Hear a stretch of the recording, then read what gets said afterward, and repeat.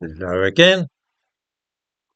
Now, in the usual way of things, it might perhaps be supposed that I would use the stabbing to death of a 14-year-old boy on a bus in Woolwich as symptomatic of how dangerous the capital has become, and even perhaps link it in some way with immigration or the fact that we are currently stuck with an awful Muslim mayor. I cannot do so in good conscience, though. Because the reality is that crimes of that sort have been occurring in London for at least a century. That is to say that teenage gangs whose members were stabbing each other up were around in the 1920s just as they are now. And in some cases the situation was even worse than it is now. In the description of this video, I shall give links to what I am going to talk about because some of what I say might otherwise appear hardly credible. The links give brief details. You really need to belong to things like the British Newspaper Archive to access them in full, but at least you'll get a brief outline via those links. Let's start with the idea that the stabbing to death of a 14-year-old boy is something which was unheard of a few years ago, which does seem to be what many people are claiming about the murder of the boy on the bus in Woolwich yesterday. Let's go back to November the 18th, 1971, 54 years ago. In that year, at Wandsworth Comprehensive School in South London, 14-year-old Lee Selms was stabbed to death in a fight. Another 14-year-old pupil was charged with his murder. Now let's go back almost 100 years to 1927. In January 1927, a 14-year-old schoolboy called Arthur Edward Shillaber appeared at the Old Bailey in London, charged with murdering a 13-year-old boy by stabbing him. This was a gang-related killing. A group of boys in the South London district of Bermondsey, all aged between 12 and 15, were terrorising the neighbourhood by their violent activities. 11 of the gang cornered Arthur Shillaber, and in defence he took out his penknife and used it to kill the leader of the gang. Because of the nature of the crime, the charge of murder was dropped and the plea of manslaughter accepted by the prosecution. This was a stabbing death caused by rival teenage gangs clashing. It could have been taken for tomorrow's headlines, couldn't it?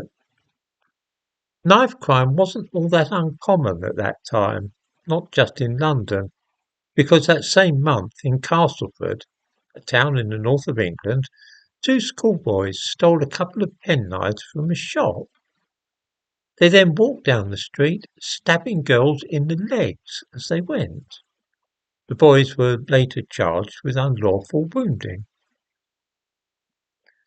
Now let's fast forward to 1960.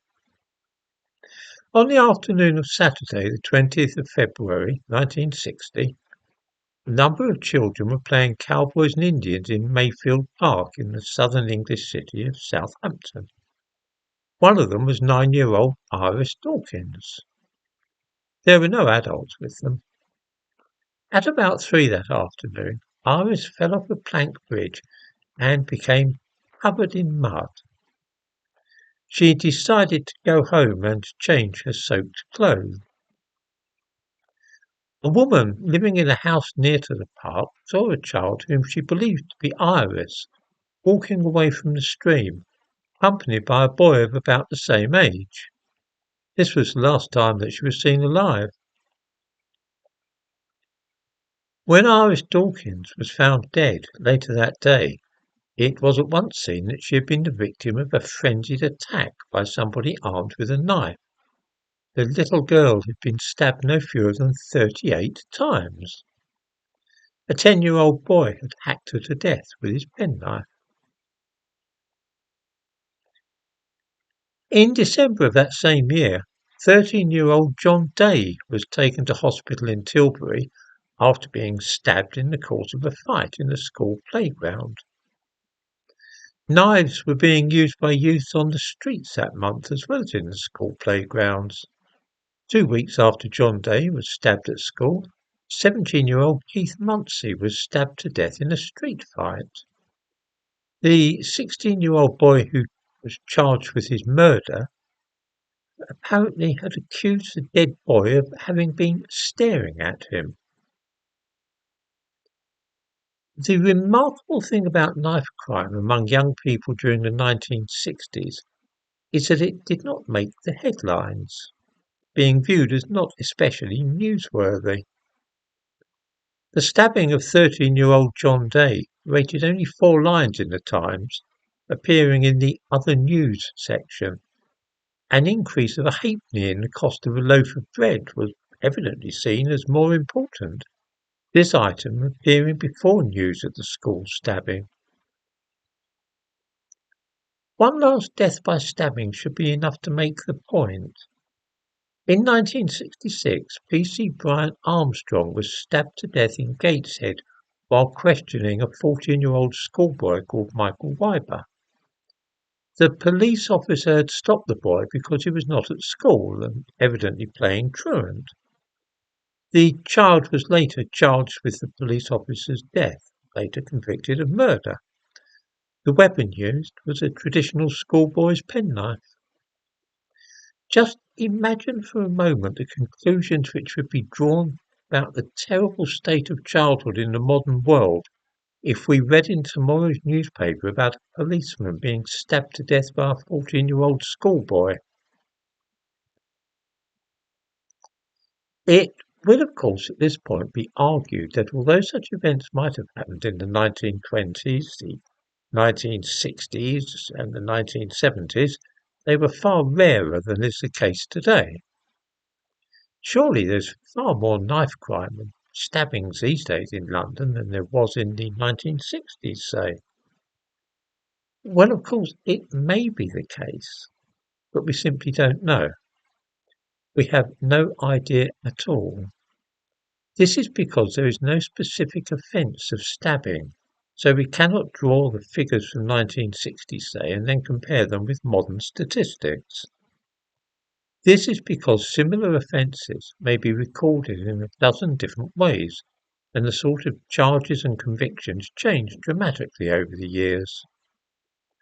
Waving a knife around and stabbing somebody might sometimes end in conviction for causing actual bodily harm or even attempted murder. It might, though, be recorded as malicious wounding. It can even, if the cut is shallow enough, perhaps just a scratch, end up as a charge of assault or merely the possession of an offensive weapon. It is simply not possible to say how many people were stabbed in London in 1930 or 1960. In the last few years, some charges have been, as you might say, standardised, so we can see how the figures fluctuate over the last decade or so, but further back it is impossible to say. I'm very interested in this subject and I've written about it extensively. I'm guessing that few viewers will have been aware that stabbing of and by teenagers was happening so long ago in London.